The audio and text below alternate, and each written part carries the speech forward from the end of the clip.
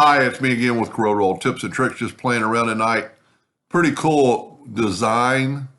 I'm going to take this one a little bit further, maybe in another video with square corners, but I rounded off the corners. So how I made it, I took a square. I'm holding down the control button to get it perfect. I'm going to hit P and then I'm going to rotate it 45 degrees. I'm going to control D and make a duplicate. I'm going to make this one a little bit thicker lines than I did that one. Then I'm going to take the Smart Fill tool, I'm going to fill that in, and I'm going to move that over. And we could really only do one side at a time, but I'm going to left click, right click. And when you do that, you get your nodes with your shape tool. But I need to, well, we are going to do just one side at a time because I'm going to show you why. I hit P, put it in center page. I'm going to draw a line, hit P, and I'm going to use the Smart Fill tool on this side and move it over. This will make it life a little bit easier. And get rid of that line and move it back. Now I'm going to left click, right click, and I'm going to get another 2-point line, and I'm going to snap it to that node right there. I'm not there. Zoom in a little bit. If you'll get on the line, it'll snap to that node.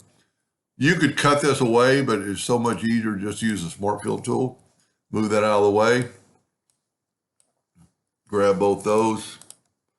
And now I'm going to move that back over. It doesn't really matter that it's in the center of the page now. Left click, right click. And when you hit the shape tool, you get this node. If we will go to Windows, Docker's Corners, and select this one and go 2 inches. See what it did? It gave us a little corner. I'm going to go 3 and see if it will allow it. That's pretty good. Now, Control D and make a duplicate.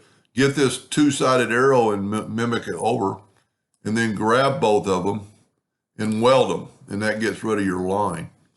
Now, a couple of ways you could do it. You could eyeball it, but if you'll get the parallel dimension tool and go from that node to that node, it is 2.90.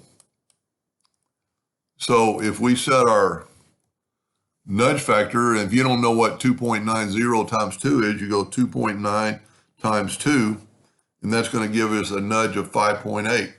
Control D and make a duplicate. That way our items are exactly the same distance apart. Control D and move it down, and then you can do as many or little as you want. You could fill it in with black. Let's move that over. Get that back. I'm just nudging, left click, right click. And from here, you can do anything you wanted. Control G to group it, Control D to duplicate it. Get the 2-sided arrow and come down, and you've created that right there. Now my lines are thicker and they're not as wide, so it worked out pretty good.